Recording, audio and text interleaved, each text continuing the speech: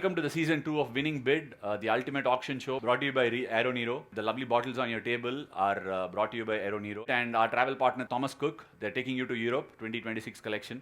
In case you do want to go to Europe, please utilize them. So welcome once again to the review show of the Winning Bid, the ultimate auction show. And we've just had an enthralling 5 hours. Each one of us feel we make the best team. Everybody in this room will say, I have made the best team. What goes behind it? What's the thought process? What's the dynamic? What have you thought? What's the strategy? Is there a strategy at all? So we will join. We will have all of the teams telling us, as well as Ashwin and Gaurav. I'll start with you. You were conducting the auction as and when the bids were happening. Were you itching at one point? I want this player. Why is this team not going? Was there any player that you thought should have gone for a more price, less price, something like that? See, actually, the auction has a very interesting dynamic, Boria, because from my side, what are we doing? We are doing a mock auction that will enable two stakeholders. One is the franchisee heading into the auction. The other is the player himself, right? For me, both needs to find the right marrying point, right? They need to have a synergy together. So my intent was to make sure this is as real as it can get. If I believed, I've obviously done a few calculations, I could be wrong. We all can get some right and get some wrong. So I wanted to also make sure that I gave the right inputs such that the teams go after their right targets. But what was amazing is we put in the work, teams were extremely well prepared. So for me, there were a few surprise elements, but at no stage I thought teams weren't prepared. That was my next question. Firstly, I need to congratulate everybody in his team to have sent the kind of material that we were sent. Everyone who was part of the auction, and this is something I would want you to elaborate on before I go to Gaurav. Every team knew their stuff. No one was bidding for any player without knowing. Uncapped players, Indian domestic players. In fact, Gaurav and I were having this chat that now selectors or state selectors have become redundant and IPL scouts have taken over in India. And I thought each of these people were actual scouts. The kind of research and due diligence was fantastic. Do you agree with that? So no, we did the first auction set last year, and I'm not sure if you got a chance to visit it, but there was learning for us to take out of it. We got a lot of people to come into the auction, the mega auction, several people with different viewpoints, but what I did want to do, and it's a continuous journey of churning out the best product that you have, and we did put a lot of effort this time in terms of trying to get the right candidature. There is a lot of community-driven stuff that happens on cricket today, and it is very underrated in many ways. For example, I'll just give you an example. Years ago, Gaurav and I have been in touch for years. And when I was at Punjab, he gave me Colin Ingram's name, right? And I was hand-tied that I couldn't go because I wasn't the captain designate at the start of the auction. So I did not have the capacity to go for Colin Ingram, but Colin Ingram was an amazing pick on Gaurav's part. Of course, what he did, how it panned out is separate. But there are seriously good players who don't get a look in because somebody has missed out. And today the chances of missing out is very little, but I wanted to make sure that this is a cricket community-driven sort of an auction, and we will try to keep fine-tuning that. Like for example, the person who sat on the Chennai table is a doctor, the other one's an entrepreneur. But we wanted that concoction where one is well-informed and well, oiled. The other person's got the emotional quotient to it, right? So there is Delhi, which I thought was mighty impressive with Crick Crazy Nicks and Vanchi. They do content, but when they spoke to me on air, I was like, oh my God, that's blowing away, right? And we have this thing in cricket that if you've played the game, you can be a coach. Otherwise, you can't. If you played the game, you can do a certain role. You can analyze, but you can't. It's anything but that. Mike Howard in Australia, he's a lovely commentator. And people have so much to offer that we must utilize the best part of everybody, and that's... Gaurav, that's the real part, right? I mean, again, we were informally conversing that this group or this room, we have perhaps interacted with each other in the digital space. Never do we meet. In this virtual world, in this media agnostic world, firstly, there is no media. So whatever conventional media, that is that 9 p.m. toxic nonsense that we see, is not media for you, right? This is real media, the informal conversation where real meaning takes place. I'm not saying all social media is good. On one side, we will see 2 people's lives destroyed. The Smriti Mandhana case is a clear example. And that is one side of the media. This is the other side of the media. So this conversation that Ashwin actually managed to bring together, I think he deserves credit and his team deserves credit for that. Your thoughts on having been in a table and been part of this, your analysis of it?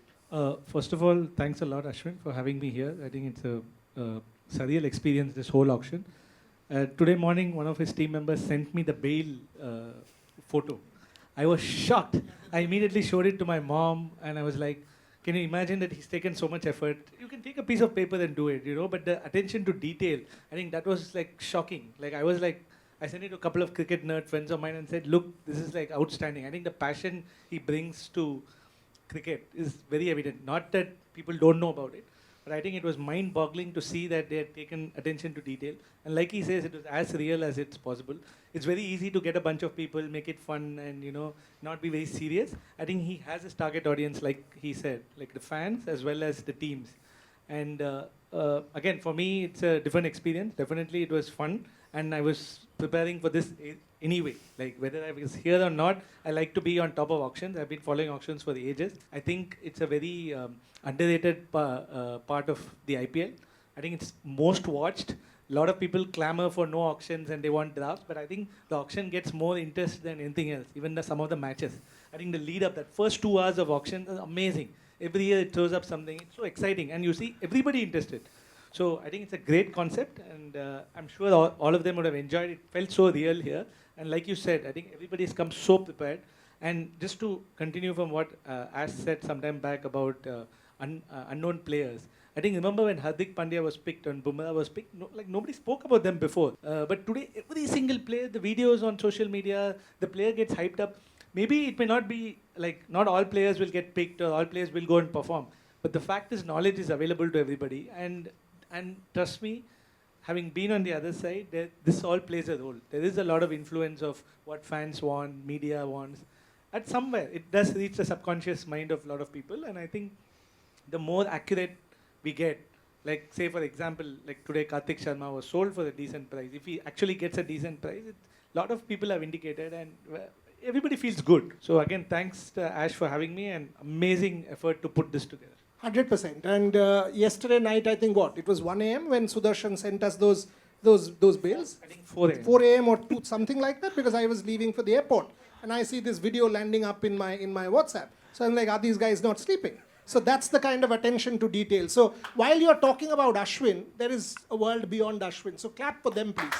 So not Ashwin per se. Let me go to the CSK table. You guys are talking about serious legacy, most successful franchise in Chennai. You are representing a team which has so much passion. When you were sitting in, there and taking your picks and strategizing and consulting, what was going through your mind? So 2 specific questions. Give us your best 12 and tell us your strategy. Thank you, firstly, Ashwin, the whole team, Sudarshan, everybody, Caramball Media. I think it's been wonderful. It's the second year for me, and thank you again for having me here. See, I'm a true fan. Most of these guys know that actually been here with CSK for many years now. To take out the emotional component out and to think and get this going was a very difficult task. Last year I learned, like what he said. This year was much easier. I was able to take that out much easier this time to do things. Going to your second question of 12, if you don't mind, can I have 2 set of teams? Because one would be with Mahendra Singh Dhoni, one without. Yes. Okay. Yes. And please. So for us, that You better keep without last. But the without would actually be a much better team in our opinion. Oh my God. I'm being very, very, very honest here. Brutally honest in this particular. Brutally honest, Dr. Deepak. So that is a great thumbnail. We've got our promo line. Chennai without Mahendra Singh Dhoni is a better team. Quote. No, we didn't say that. We didn't say that. Out of the team we have currently. So that's exactly what it is. Where are the stones? No, he's going to talk about the one without. You are sitting in one second. You are sitting in Chennai and you said that. You're a brave. Let me quickly first correct. The 11 doesn't have Dhoni. The 12 has Dhoni. Right? So basically the impact has Dhoni. Yes, the Dhoni has impact. That's what you want to say. Okay, right? either way. So the quote is Dhoni has impact. Okay, right. Let's leave it at That's that. good. Leave the headlines with the media people. They are best at it. The first one sounded So good, the one with. It's lovely damage control. Go for your 12. Okay, the one with Mahendra Singh Dhoni. Obvious Sanju Samson, Ayush Matre, Ruturaj Gaikwad, Cameron Green, Shivam Dubey, Deval Brevis, Mahendra Singh Dhoni, Shreyas Gopal or Vignesh Puttur, depends. Nathan Ellis, Akash Madwal, Khalil Ahmed. And the impact sub for this would probably be Noor Ahmed. And the one The without? one without Mahendra Singh Dhoni would be Sanju, Ayush, Ruturaj, Cameron Green, Urvil Patel, Dubey, Brevis, Shreyas Gopal or Vignesh Puttur, Nathan Ellis, Khalil Ahmed, Noor Ahmed. Thoughts? See, I walk into this auction, right? I'm asking myself, what do teams need? It's a very different hat to wear. Like when you're sitting in every team's table, you are wearing the hat and saying, okay, I am the captain here, I'm running this ship, or I am the coach here. How does my team look powerful, deep, and yet, bounce back from wins? One of the aspects, obviously last year I was in the team, but the moment I got into the team, and now I can say this with liberty, I was wondering at the auction, two spinners out of which one can bat, which is Noor and I, at a very high price point, right? Gaurav would correct me if I'm wrong on this. Now when that happened, you immediately started batting only till number 7. And that's a continuous concern that's not been addressed. And it is going to be incredibly hard to address that concern if you're not going for someone like a Jason Holder, right? I know this is a mini auction and Jason Holder is probably the best option who can bowl and bat that's available in this auction. It's a supply and demand issue. They've got Cameron Green. Now I actually think Gopal batting at 8 is one number way too high. And leaving out someone like an Anshul Kamboj, just because you have acquired Akash Madwal, again doesn't sit well. I would continue with Anshul Kamboj. Akash Madwal for that price point can always sit as a backup for me. Look, let's not forget that this year you will come back after the T20 World Cup. There is going to be a certain exodus of players who will be injured. We have to count that in. And when you count that in, teams with a depth in reserves will definitely go the distance in this IPL.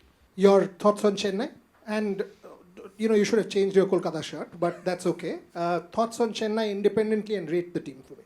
No, I think the couple of gaps I see. One is they don't have a spinner who can bowl in the power play. It doesn't look like anybody is there in that 11, and that is something which I think a lot of teams want. You can't bowl 6 overs of pace generally in the IPL. Very rarely happens. And Chennai is usually known for picking their finger spinners. Again, there's no finger spinner there in that 11. So I think these are some of the challenges. Otherwise, like Ash said, there are not many options. Green is the tricky one. Like you can either go for Green, or interestingly, in my head, I thought they will actually go for Maxwell if he had signed up, because he kind of fills up the power play bowling and he might just come and hit. But since he didn't sign, it kind of changes a lot of things. So that's the only thing. Otherwise, it's a good team. Good they put Green at 4. And again, just one more point. There's no left-handers right in the top 5, 6, including Brevis. So you have to float Dubey. Again, being part of teams, I think left-hander is, people talk about it. I still think it's important because always we play on side wickets, so one side is always shorter. You always want one left-hander there. Yeah, that's my only. Sorry, just to add slightly there, Boria, if I was Chennai walking into this auction, I'd ask one question first. What is that one slot that I need to fill? And on answering Gaurav's question on finger spin, we are talking about 2 leadership quadrants. One is a Chennai that was led by Mahendra Singh Dhoni. Now there is another Chennai which is being led by Ruturaj Gaikwad. How does it look? In the last 2 seasons, the reluctance of the same kind of deployment of spin has changed. So when you are looking at that, we are making a little bit of a, we are in a catch-22. When he says finger spin, it works. But if you don't deploy, like you said, if you don't deploy the right resource at the right time, it's as good as not buying a good resource, right? So that is one. And the second thing I wanted to point out was when I go into the auction, I'm looking and saying, oh my God, this is 2 right-handed. So my first player of preference would have been either Venkatesh Iyer or David Miller. People could have opinions on that, but I am severely shortchanged on left-handedness, right? That's so optimal utilization and this combination, 2 points that are coming out from this review from the table. But nonetheless, great auction, well done. Yeah. Moving to RCB, defending champions, possibly not playing at home in Bengaluru. Was that a consideration when you were picking your team? What was the strategy, thought process? possibly moving to Pune. Again, we are not giving anything away, but that's what is likely. And now Ashwin is also part of the media, so he can do breaking news. He does it, so that's fine. I'm co-opting him, so my responsibility. But was that a thought when you picked your team? Thought process and your final 12. So our final 12 will continue to be the 12 that we already have. So Virat, Saul, DDP, Rajat, David, Jitesh, Romario, Krunal, Bhuvi, Yash Dahal, Hazelwood, and Suyash will be the impact. But two places we wanted to cover. One is Yash Dayal may or may not play, due to some issues, right? So for him, we had to go for Chetan Sakaria. We also missed out on some spinning options because Sakaria, we were thinking he might go on for a much bigger price. And we are also looking at something called utilization. So Romario's backup is already Bethel is there, but we thought most of the days Romario doesn't even come to bat. But in case we feel that the top order is in good form, we can maybe swap Romario with Sarfraz Khan. That's why we had to go for Sarfraz Khan and play Mustafizur also along with Hazelwood too. Just because anyway Mustafizur can bowl 3 to 4 overs, but Romario may or may not get to bat. So yeah. And were you conscious of the fact that you might not play at the Chinnaswamy? Did that impact your selections? Yeah, so again, I think one mistake we did was in the spin department. We wanted either Rahul Chahar or Bishnoi, but we ended up with Cranes Fultera. So we didn't have a choice at the end. We couldn't find a leg spinner in the mix. Gaurav, thoughts on the Gargi team? wants to say something. Gargi, yes? No, yeah. If it was Pune, we would have wanted to go for a mystery option when it comes to spin because we know that it's traditionally a more flatter wicket. So we wanted to go for that kind of option, but unfortunately because of auction dynamics, we couldn't. But Cranes Fuletra is an option that you could possibly groom. He's only 21. He's been doing well in the Saurashtra Pro T20 League as well. So he's someone you can keep in your team and groom. And really, he's a mystery option that can be taken deep into the game. Okay, so here's a team that they don't still know where they are playing. That's again IPL for you. Good? Yeah. Okay. Unfortunate political conditions, circumstances, whatever it is. But if you were given a choice, suppose you're not playing in Bengaluru, where would you play? Pune? Have you thought about it? Mysore. No, it's our option. He's asking us. Your call. You're the owners. We are not giving options. You tell. You tell us. Wankhede. Hey. हम कहाँ खेलेंगे फिर Boss, there will be a fight. Mumbai will jump. Give us something plausible. We'll go to Dharamshala. Dharamshala. Interesting. But I Gaurav, think thoughts on the they'll team? like exotic locations, the ownership Yeah, I table mean, here. clearly. They like to go to So nice they venues. have decided to They go have to decided get to rid go of to the team. Dharamshala, look at the hills. Look at the, yeah, exactly. Thomas Cook. I have one Yes, Abhijit. And Thomas Cook will fund that trip. Abhijit? no, no, Nitin. Yes. I am saying Wankhede तो हमारा है D Y Patil में बात कर सकते हैं Okay, अभी stadium लेके डील हो रहा है. लग रहा मुंबई का कुछ चल रहा है उधर. Thoughts on the RCB auction? I think what he said was perfect. I think Hazelwood, injury cloud, and Yash Dayal again, we don't know whether he'll come. I think whenever you win a season, I think what the coaches would see is how can I improve this team even more further. I think they won't change so much. They will try to back their players, and I think he's kind of nailed most of the spots. You want to make sure that Hazelwood, if he's not available, you need the next best option. So if I was sitting in their shoes, I would kind of make sure that I get the next best option for Hazelwood. And otherwise, I think most of the team kind of picks themselves. You said during the auction that they had a fantastic auction last time. Any particular player that you think they should have taken, or what is your? If auction was a bank, I think they'd be laughing their way to the auction, to the bank. Honestly, Tim David and Romario Shepherd is as good a multi-bagger as you can get in the market now. Because you bet on Tim David, because I'm having a chat with one of the owners and he said last auction didn't fetch a good price for the power hitters, right? Not this owner, real owner, Asli wala. So, and I was thinking if that was the case, it actually wasn't. It was a case of perception because Tim David was picked at MI and he didn't quite go the way that everybody expected it to go. But look at the raw material, Boria. The IPL is a separate beast.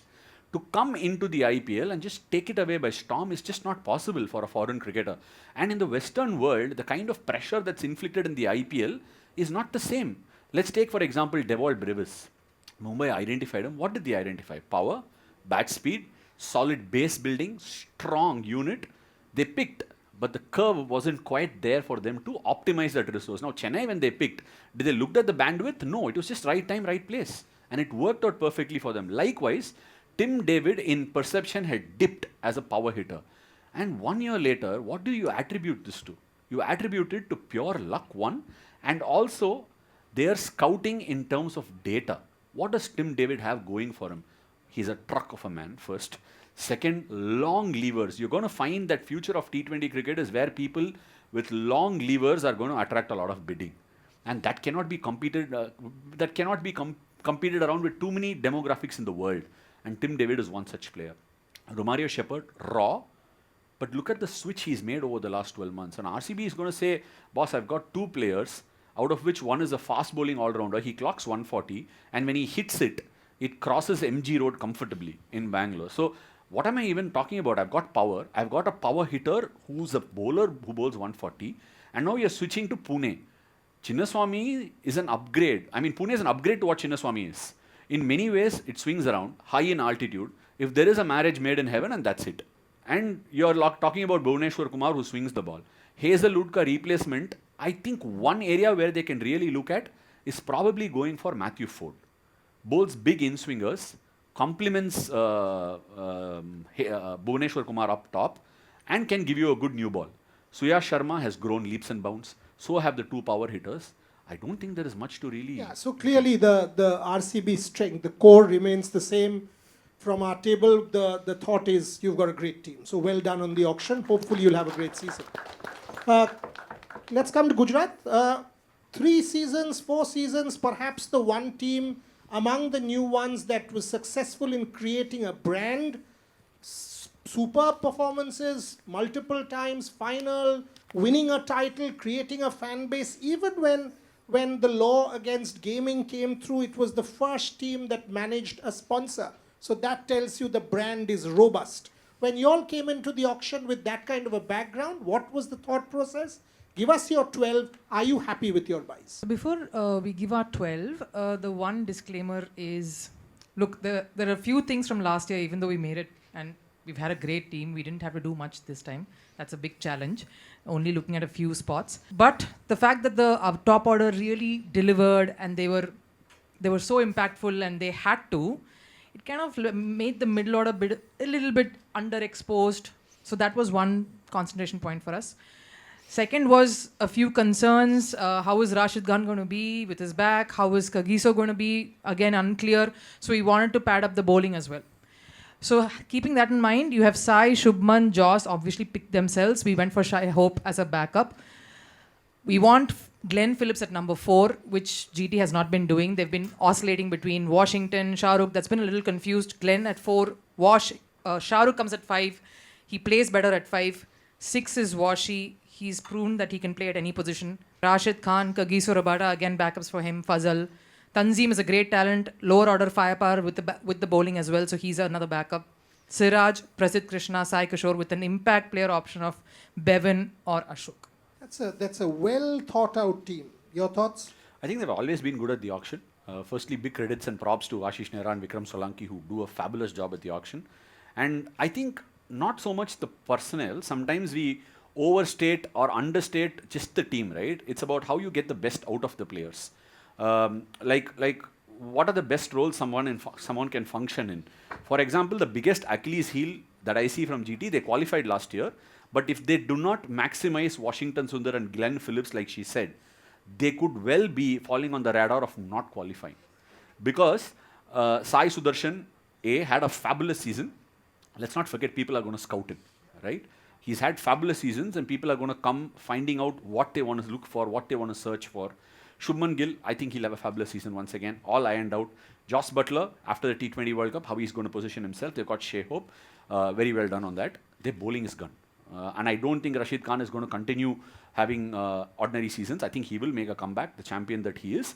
But that middle order is something I wouldn't want to see exposed too much.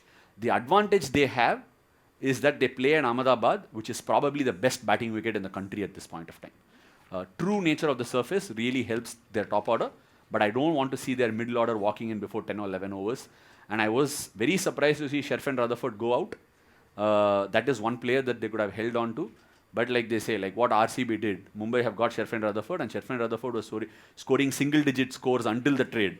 Once they got the trade, he's got off to a different level. So one man's gain, loss is another man's gain. So Gaurav, the one thing that has always stood out with Gujarat is the clarity of thought. For example, they could have gone with Kane Williamson, they went with Shubman Gill. And even from season 1, when they made Hardik Pandya the captain, was injured, all of that trolling going on during the 2021 T20, but they still went with Hardik. And, all of that stuff, that the background, the clarity of thought once again was evident in the auction. Clear-cut plan, good strategy, good team. Thoughts? Yeah, I think I always think of them as someone who follows CSK's footsteps, though at least the CSK which was maybe pre-2022, 2023, in the sense that I've heard from many players that the environment is amazing. I think they focus a lot on that. And an auction, like both of you have said, it's been pretty bang on. They don't go fight for too many players who they don't want. They don't try racing the bid for others. I think they just go in with a plan. They pick up certain players. Like I think they made very good use of Azmatullah Mazai with the new ball, and they picked some good players. So I'm pretty sure they had some thought when they released Rutherford. Like Ash said, I think they depended on top 3, and they had a very, very consistent run last year. You can't expect that every year, so they have to kind of try to improve the middle order. I'm sure they'll do it. Washi could be one of those guys on top to get that left-hander again there. So I think they're pretty much sorted. The way Nehra runs the team, I've heard only good things from them. So do you know, people don't know, they have like open practice sessions from, say, people can go in from 2 to night, 10 o'clock. Anybody can come in and bat for 3 hours, 4 hours. Not all teams are like that. So that's like, people just love batting and bowling. It's a dream for some cricketers, trust me. No. It's a dream for all cricketers, Gaurav. See, firstly, the reason I'm intervening here is from a cricketer's perspective, right? Today, IPL has become so huge and big that there is proper revenue stream and financial compensations for everyone involved, including a coach, a support staff, a batting coach, or anybody. Once upon a time, or it still continues, that you hear from stakeholders or from the coaching staff that players are challenging to manage sometimes. You know why? Every player that wants to play in the IPL is looking to excel. So the more the players want to excel, the demands of the coaching staff are far greater. So when the player pesters, I don't want to bring names, when the player pesters for more practice, it is absolutely the duty for these people to handle that. And that is where Gujarat sticks out. He's right. They start at 2 o'clock, the non-playing 11 goes first. The coaches are prepared to stand in the heat in Ahmedabad, right? Center wicket, backside, and Nehra ji travels on that scooter, right, between grounds. And it was so funny to watch. He picked up somebody from the B ground on that scooter and brought him to the A ground. And I'm like, what the hell, man? And of course, they have the infrastructure, but that is something that stands out. Players will give their life for such stuff. And from what I know, even the management is well taken care of. In fact, if Arvinder is watching... Rupa is wanting to say something. Yes. Yeah, so having been with GT for a season, I want to just say that we all talk about what really makes an IPL winning team, right? What makes a squad win? It's not just about which players you're getting based on stats. It's about how that player will gel with everybody else. So that's a very key thinking for them, and that's what we introduced last year when we were at the mock auctions, is what kind of players will gel together to create that kind of a result, and how the environment is. They believe that every single person in that squad, including a net bowler, should be really, really in the best of spirits. Looked after well. That's what Ashupa always used to say, and that's one of the reasons why they succeed. Okay, great point. And the point that I was making, if Arvinder is watching, he called to say that he is cancer-free, and we can now publicly say it. So that's tremendous news for Team Gujarat. So that's great news. Lucknow, you let some interesting people go. Ravi Bishnoi, for example, created a lot of waves. Why you let him go? Akashdeep, you had a good auction here. The thought process was evident. You went for some people. Your research was evident. So top 12, you've got a gun top order, early middle order, etc. If Rishabh is back properly in the way he batted the last game, fantastic top 4. But thoughts, 12 and thoughts. Yeah, the first thing I'd like to say is the impact player rule, in my opinion, was probably not introduced to make cricket a 12-player game. It is probably to make it a 16-player game from which 12 will play. So our team has been constructed with that in mind, where we have enough flexibility across all departments. And Since we have two bowlers known for their googlies in Hasaranga and Digvesh, we're going to start with a googly up top. Pant will be opening the batting for us alongside Marsh. We'll have Markram at 3. And at 4 and 5, we'll have Badoni and Puran interchangeable there. And Abdul Samad after them. We'll choose between Holder and Hasaranga depending on the conditions. If we bat first, we might not have either of them in the 11 and then look to bring them in later. We would also have the option of dropping either Digvesh or Hasaranga and bring in an extra batter in Abhinav Manohar. So to answer your question, I probably can't give you a 12, but this is the thinking with which we've approached it. We have Prashant Veer after that to add some left arm spin and batting. And our 3 pacers are probably the only ones who are really guaranteed to be in the 11, and those are Avesh Khan, Mohammad Shami and Mayank Yadav. Hopefully Mayank is fit. And finally, the first 11 will probably have Digvesh Rathi, but again, like I said, pretty flexible there. This whole Mayank Yadav debate, I mean, having sort of spoken to the Lucknow management, they are backing Mayank because they've been with him. You agree with that strategy that at some point in time he will come good, physically he'll be up there, that's why they sort of retained him. Do you agree with that call? Obviously, I don't have enough information to make that judgment, but I'm sure the Lucknow management has that. And with, I think, Mr. Bharat Arun there, I think things,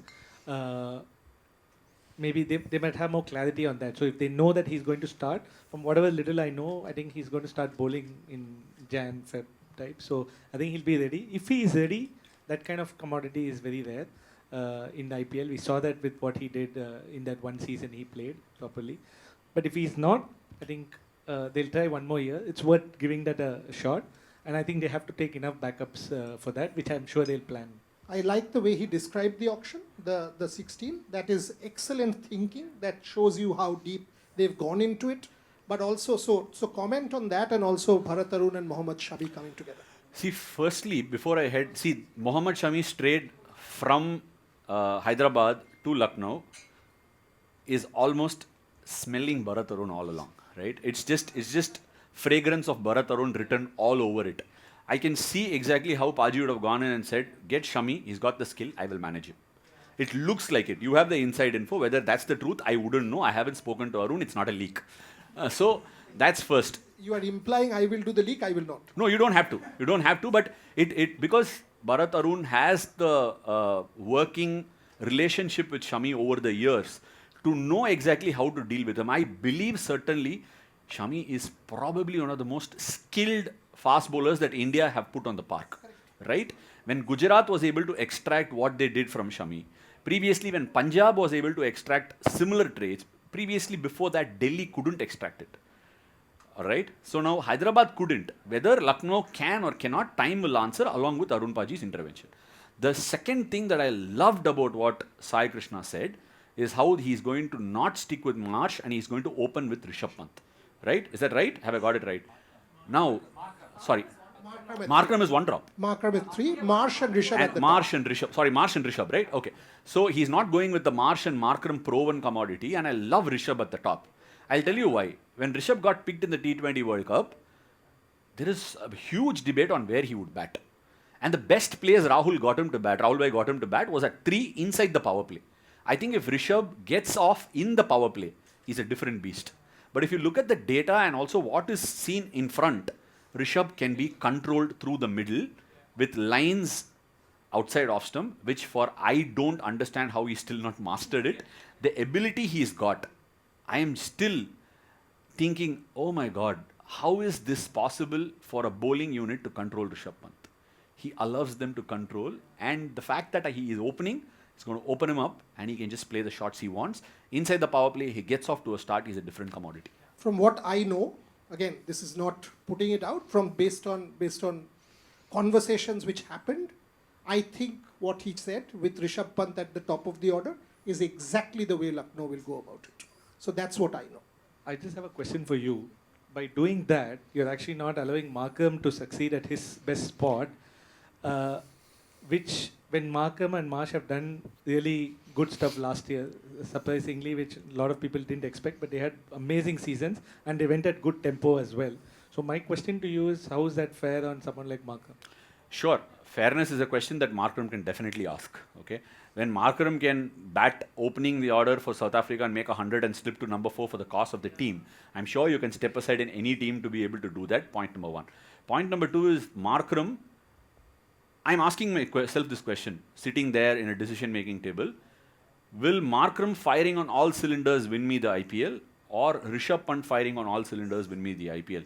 At whatever said and done, if my captain is firing on all cylinders and that happens to be Rishabh Pant, I'm saying, okay, I'll take this chance, right? That's the answer. And it also gives me the flexibility later on to say I can put somebody else at 3 and play another foreign option down the order if it works for me. If it doesn't, then so be it. But I will take the chance. At 26 crores, I've invested on him. Might as well tend to send 26 crores at the start of the game rather than sending it a little later. 26 or 27? 27, okay. Right? 27. 27. You've gone 26, might as well go one 20, more. yeah, 27.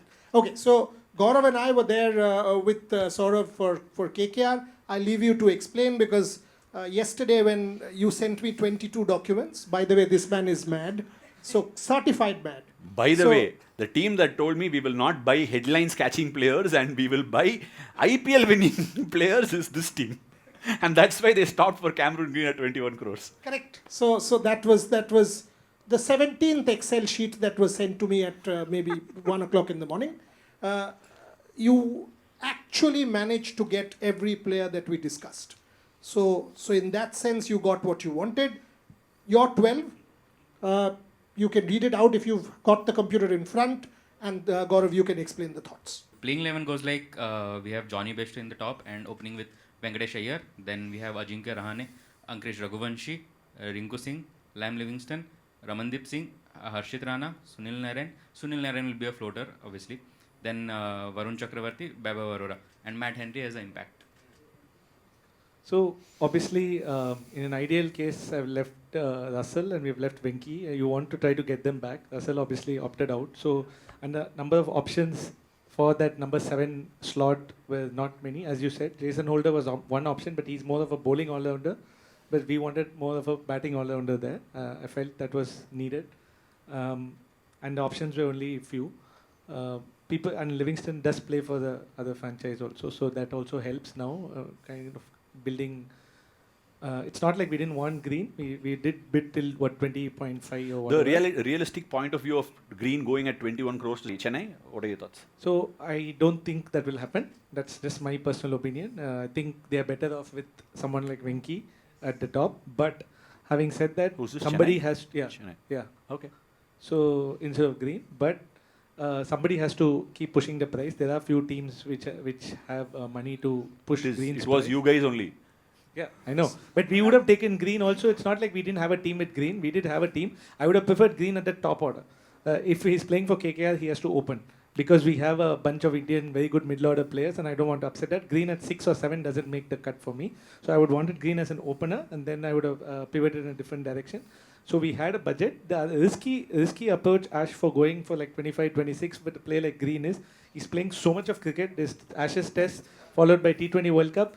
And if people go back and see what is Cricket Australia's schedule from August 2026 to the World Cup 2027, it's crazy. They play like every high-profile series and World Cups and IPL, etc. So I think his bowling has to be managed. I don't want to pay 27 crores and not get the best out of that player, right? So we were actually apprehensive. Interesting thought process that there are 5 more teams to go, but I just want to come back to Chennai a little. Cameron Green is extremely critical to Chennai more than it is to Kolkata, because if Cameron Green is missed, that combo is completely gone for Chennai, right? But the flip side of this, if I get Cameron Green as Chennai, like he rightly pointed out, Australia is going to South Africa later in the year. And I'd be interested to know why Cameron Green is being slotted in the batsman category. Whether is it Cameron Green's own choice, or is it being instigated to get into the batsman slot because it will come first up, or if Cameron Green is actually telling everyone, boss, don't expect me to bowl. We don't know what this is, right? And I'm sure franchises would reach out to find out from Cameron Green himself. But this is a tricky thing. Like if Chennai acquire Cameron Green, then if Cameron Green isn't available, where do I go?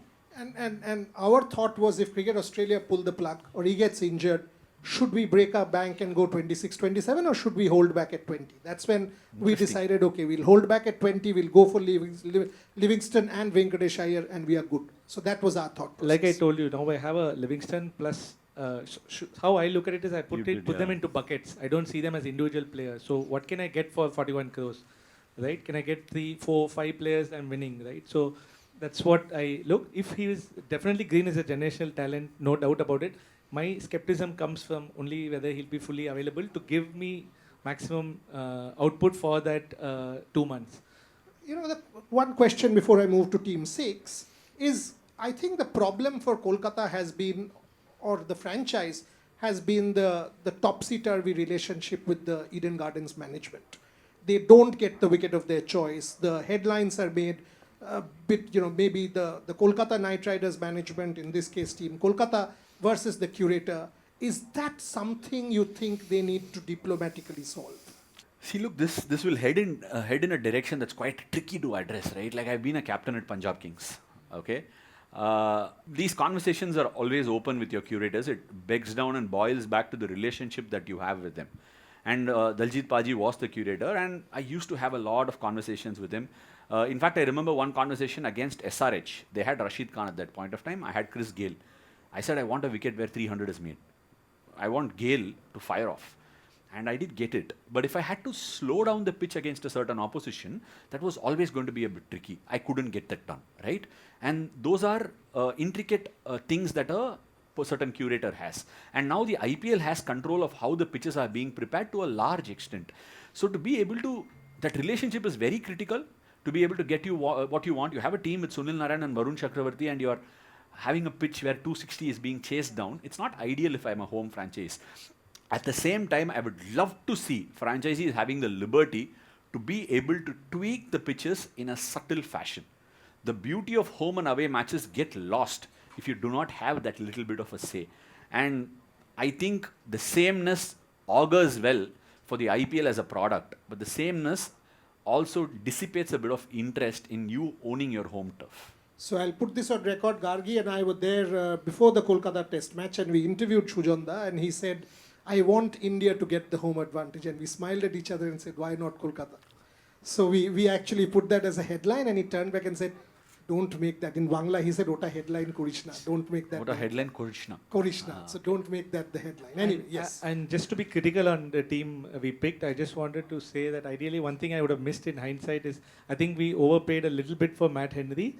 There were more options. I kind of felt that that option could have gone, and I would have wanted one good uncapped Indian talent, because these are auctions where you can actually stockpile your Indian talent. So we did have a good budget for Karthik Sharma, and we did go for him, but we didn't get him. So I would have wanted more uncapped Indian talent, and but yeah, that's the only regret. If you ask that's the auction dynamic. Yeah. So we put our hands up to that. Okay, team. Yes.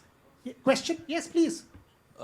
Will Ajinkya Rahane continue to captain? What are your thoughts? I think so. I think he's does well. If you use him in the power play, I think he's been fairly good. A lot of people will look at his overall numbers. I think he did a great job last year. If you go back and see, he played pretty well. Anyway, your turn. Again, good team, good auction, good energy. Ash mentioned that. So thought process, are you happy with it? Would you have wanted someone else? We pretty much got whomever we wanted. We wanted backups for pretty much every player. So this is our playing 11.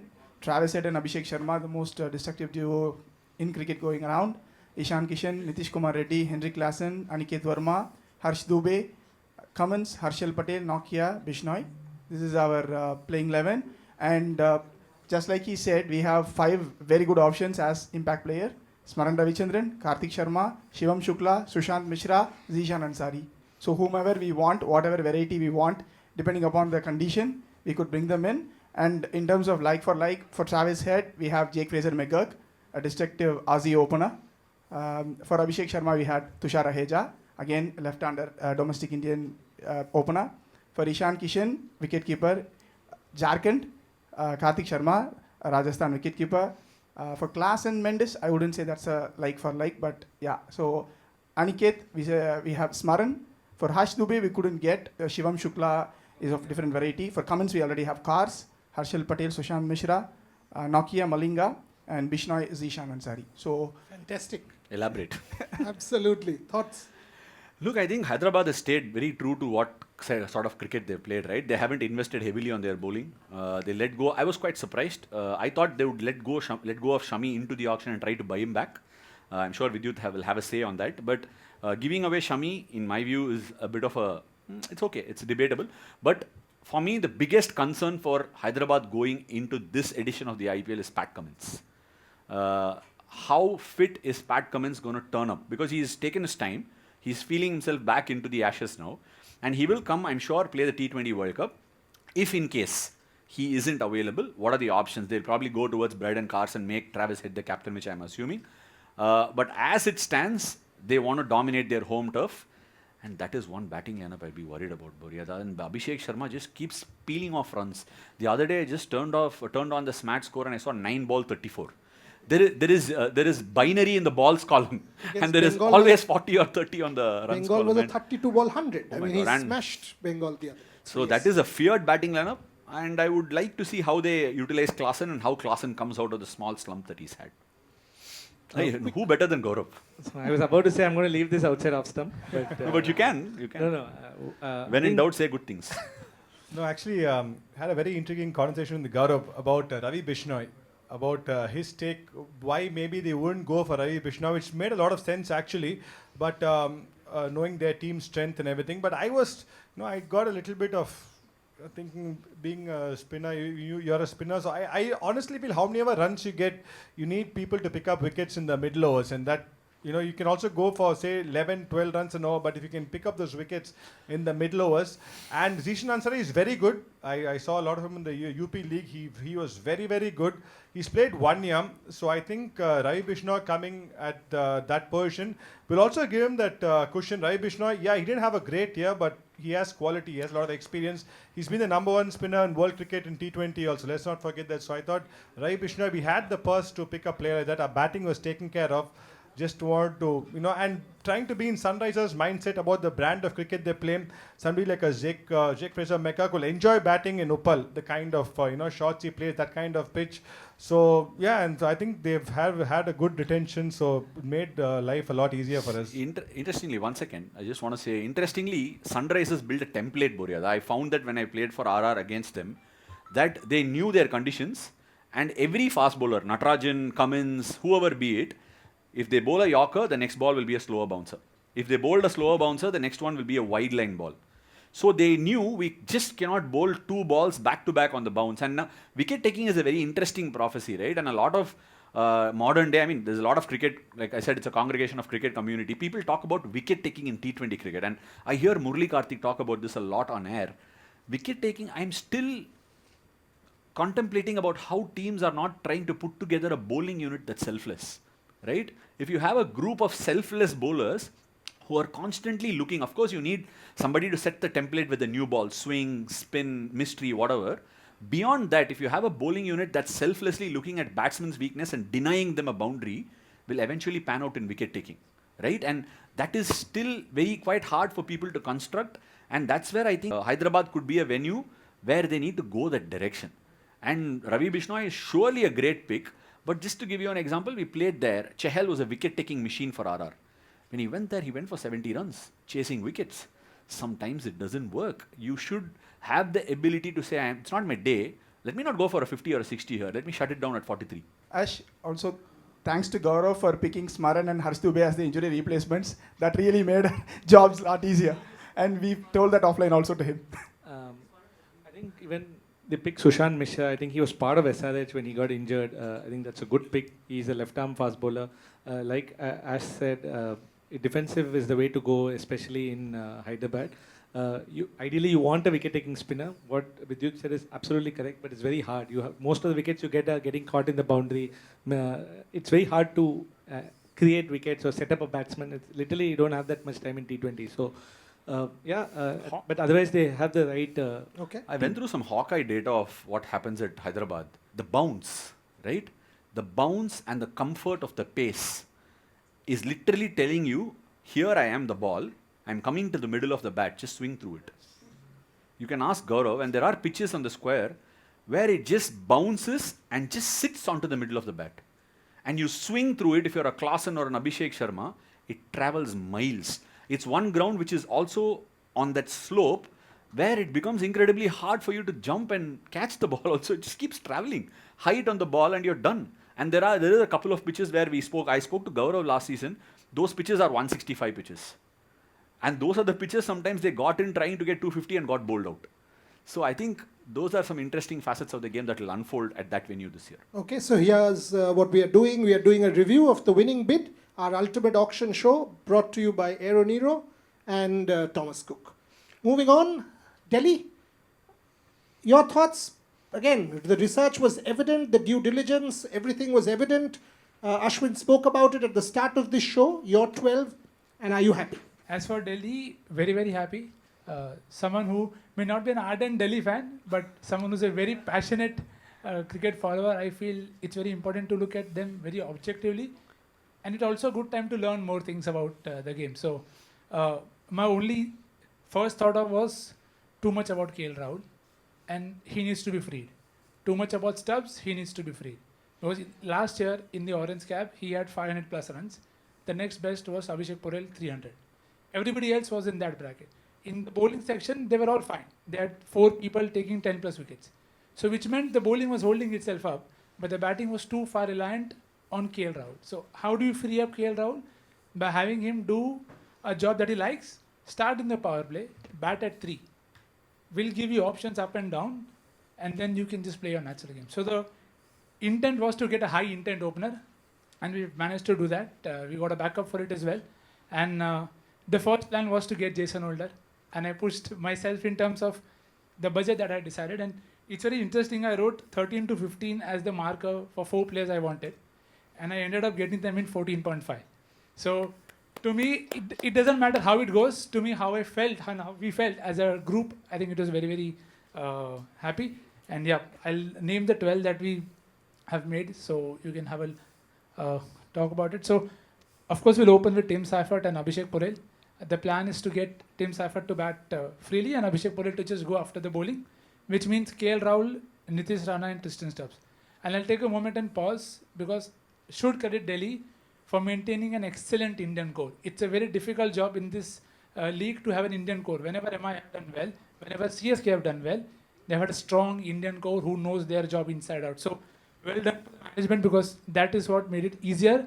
And Nitish Rana, I think he's a very good player, because they wanted somebody to hit spin, and I don't want to say names, but Nitish Rana has hit a lot of sorry, my nemesis.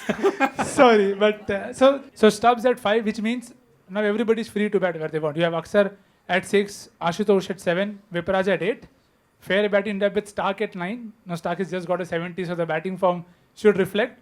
And Kuldeep Yadav, Pathjana and impact player T. Natarajan. And the key aspect of the bowling was there is no constructing it in Delhi. It's just death right from the word go. So the moment we did not get Jason Holder, the only plan was let's go and find a way to just keep the runs down as much as possible. And then whatever happens, happens. Is it about the will to win, the knowing how to win? Because they have the team, clearly. Interestingly, the point that he raised up, I want to start there. He spoke about Nitish Rana, right? That's one batter that I've always found it very uncomfortable. Because of my bounce, I used to fall into his wheelhouse. And very often started inside the power play, and I also always looked at the option of how to shut him down. But what I don't get also is how Nitish Rana is not able to churn those performances on a consistent basis. It just really begs the question on what he's doing and what he's thinking. An exceptional talent that is still not lived to see the best part of daylight. And coming back to what Delhi has done, I couldn't fathom how they didn't qualify last year. I just couldn't. They had injuries. Probably Akshar Patel went out with a small injury. KL Rahul just walking. He played a knock at Chennai against CSK. High quality, high pedigree knock. And on a pitch that was a bit tacky to start off, and he pulled it off. And after that, he never opened. He went down to the middle order, a bit of chopping and changing. And you have Stark. Now they've picked Jason Holder. The combination just flows. Stubbs is probably the best finisher they've got. I just hope with a little bit of management and little bit of, luck going their way. Like I was having a chat with them, Mitchell Santner ruined their season last year in that one game. Mumbai was to be going out of the tournament almost. From there on, they came back and Delhi started to, huff and puff. So I do think they've again had a good auction through what's happened here. but I really hope it will come down to a habit, right? Under Ricky, I played there for a couple of seasons. Looked like a champion side. And again, just fallen off the radar a touch, and I hope they can rekindle that magic under Hemang and Venugopal Rao. It's tough, I know. I mean, Ashwin mentioned this point about Mumbai, but it also shows that the clarity of thought is already there. To come into a mini auction with a lot of money means you've actually messed up the big auction, which is what we at KKR did, right? So you guys have the credit to have done great work so that you did not have to do anything rather than just look at us and smile. So great work previously. Thoughts on today's auction? Overall, your team, top 12, give us. Nitin actually could take a fever break. That's how good your trading window was. Yeah, we were happy playing 11. So even before the auction, we were happy with the squad what we have. But we are looking for some 2 to 3 players that we are targeting in today. And we obviously got Akshat Raghuvanshi because we had also scouted him in the MI trials. And we were keen in Akshat Raghuvanshi till 1.5 or 1.75. But we got in the base price itself. So we are very happy about that. And I will just say the playing 11. Rohit and Ryan Rickelton opening, and Tilak at 3, Sky at number 4, and 5 Will Jacks or Sherfin, depends on the conditions, and Hardik at 6, 7 Namandir, 8 Sandner, 9 Deepak or Shardul Thakur, 10 Trent Bolt, 11 and Bumrah, and impact sub as Mayank Markande. In case of any injury concern for Deepak Chahar, Shardul will come and replace the position. For the opening slot, we will open with Trent Bolt and Deepak Chahar, and we will bowl Bumrah any one over in the first 6 overs, and we will make Bumrah for the death overs. He's given the team also and the power. I'm just concerned, and I think Allah Ghazanfar will play. They had a huge budget for him in the last mega auction. I think in the ranging of 9-10 crores, but ended up snapping him at 4-5 crores. I think they will definitely want to give him a go, which is where I think that number 8 slot with Mitchell Santner is a bit of a confusion for them. If they have to get Allah Ghazanfar in, Deepak Chahar has to bat 1 number higher. And leaving out Will Jacks also is not a great option because he gives them a bit of off break, and that's better than what Tilak gives. So Mumbai have a team that can comfortably say title number 6 loading, but at the same time, will they get their tactics right? For example, how they didn't use Mitchell Santner in the Gujarat game. They didn't get it right. So tactically at the right, usually they're very good tactically and scouting wise. I think they've put all the blocks in place to win a title. Whether it will pan out will depend on how they use Allah Ghazanfar. Will they give up that number 8 slot for that extra teeth in their bowling? That only time will answer. Quick comment on Mumbai before I ask Punjab. I agree 100% with what he says. I think they can do that because they have a strong Indian core. It's one of the teams which can easily do whatever Ash is trying to say. So I think they will play him for sure. And having him in the power play again frees up Bumrah a little bit. It allows Bumrah to bowl at different faces. Chahar and Allah Ghazanfar can take the new ball. I think if they have Santner also take the new ball. So Bolt. And Bolt. So they have Hardik who takes the new ball. Bumrah can literally just bowl from the middle overs. Yeah. Whenever in trouble, call Bumrah. So yeah. Punjab, great season in 25. Shreyas Iyer sitting in the middle. Shreyas Iyer will be back hopefully by end Jan is what we've been told, including a conversation with Dr. Padiwala. So hopefully you will have your full strength, everyone there. Thoughts on the auction? Came close, happy with your buys. Give us your team. Any other comment you want to make? Very happy with what we've got. I'll read the 12. Priyansh Arya and Prabh Simran. Number 3, Shreyas Iyer. 4, Nehal Vadera. Stoinis at 5. David Miller at 6. Shashank Singh at 7. Then Janssen, Omarzai, Brar, Arshdeep, Chahal. So we've also taken Rachin. There's another option of playing Rachin at 3 and loading the batting up. And instead of Omarzai, we can play Vijay. So those are the options we had. So we were looking for a overseas batter, preferably left-hander. And we managed to get 2, David Miller and Rachin. So it gives us the flexibility to have number 3 or number 6 as well.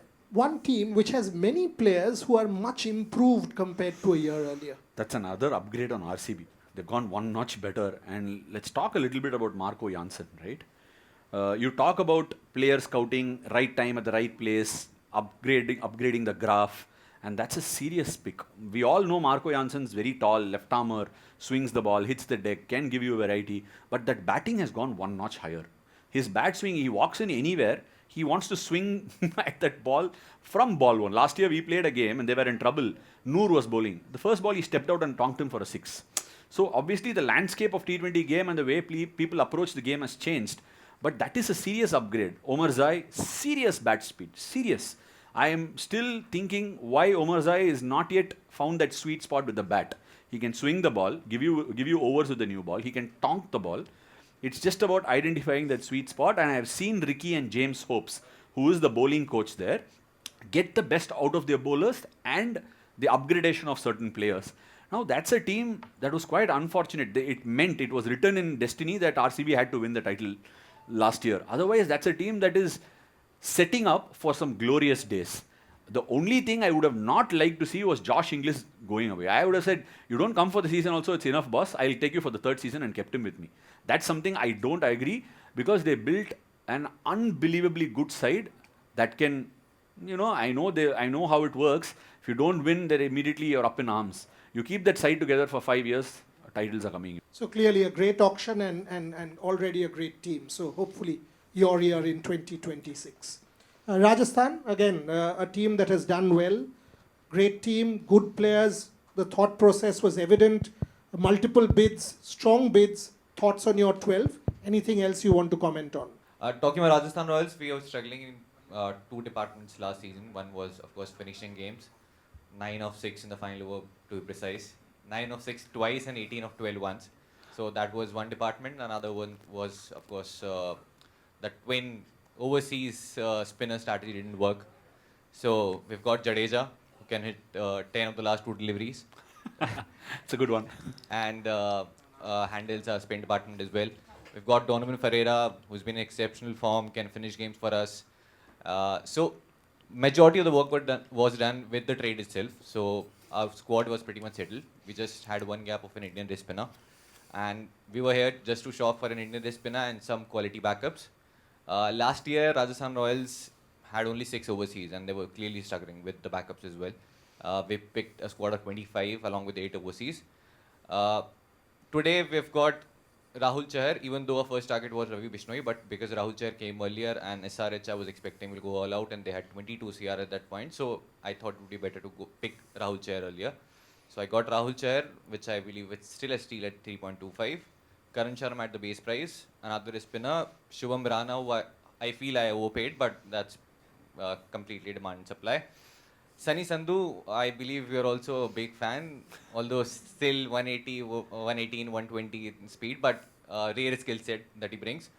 I've got a lot of Indian backups because we have a lot of left-handers in our lineup, which I feel is a luxury, but I want diversity in my lineup. So I have Rahul Tripathi, Anmol Preet Singh, I've got Deepak Huda, right-handers, very flexible in the batting order and very experienced as well. So those will be my backups. And my 12 would be Vaibhav and Yashasvi opening, Riyan at 3. Then my order will be very flexible with Karan at 4, DJ, Shimran, Jadeja, Archer, Rahul Chahar, Sandeep Sharma or Tushar Deshpande and Nandre Burger. But RR has always been one team which has been very funky, very weird with their strategies. They've tried some random stuff, and I'm sure you remember the way they used the impact player with Roman Powell and Nandre Burger, which was very smart because it was new at that point.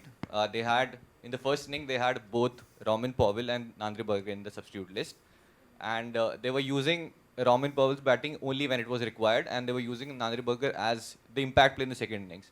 So I feel they can do something similar once again with Nandre Burger. Who's your captain? Use both. Good question. I think it could be Jadeja for 1 season or 2 seasons. I feel it was unfair what happened with him in CSK. So I think another opportunity, but I'm very concerned about Jaiswal maybe being traded next season or a couple of seasons later. It's your team. Don't allow. Put your foot down. It could be anyone. The thoughts? Look, I think Jadeja tried his hand at captaincy at Chennai. Didn't go according to plans. But I don't think that's the real encapsulation of one's ability. I feel in today's... With Dhoni, without Dhoni. He'll flower without Dhoni. No, I don't think it's about the second in command at all. I think in many ways the freedom to be able to earn the respect of your team and your fans in many ways, Jadeja is a champion by his own rights. And I think that team there with Dhruv Jurel, Riyan Parag, Yashasvi Jaiswal should give him the comfort to be able to earn that respect that he truly deserves. And in today's day and age with data points available, entry points available, I know how Rajasthan functions. And I would say they operate optimization of a certain resource with utmost excellence. So I think I expect the same from Rajasthan once again. Sanju's trade is a very tricky one. You might have lost a champion in Sanju, but I think if Vaibhav Suryavanshi can give a slight upgrade from what he gave last year, which could be hard, people are going to come for him again, like I said with Sai Sudarshan. If that does flower, I think that team has it in it. There is some meat for that team to really throw some strong punches this season. It's a good squad. I want to see how Rahul Chahar goes. I want to see how they make best utility of him. And of course, Jofra's form, fitness, all these things, there are question marks, but they have upgraded that side with Jaddu, who can give you those overs, who can finish that innings. If they get their bowling in order, that batting lineup is capable of hunting down some serious scores. So I think just from the way Rajasthan operate, I'm sure Ash obviously knows more, but just from seeing outside, just talking to a few people, I think they're one team which is like they want to run the show from the dugout. I'm not saying that captaincy is not important. All I'm saying is the captain and the dugout needs to kind of be in sync.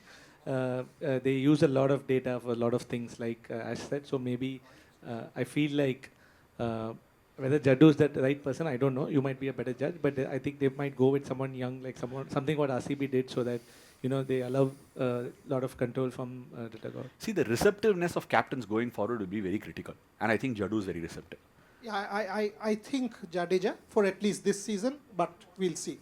I'll open it up for anyone to ask any question or make a comment. He's opening up a new media vertical. He's trying to experiment. He called me when I was in Paris doing the Olympic Games saying he wants to get into Olympic sport. I think for that, trying to do new things, even at the cost of sacrificing money, he too has a young family. He deserves a lot of credit, and credit to him for that.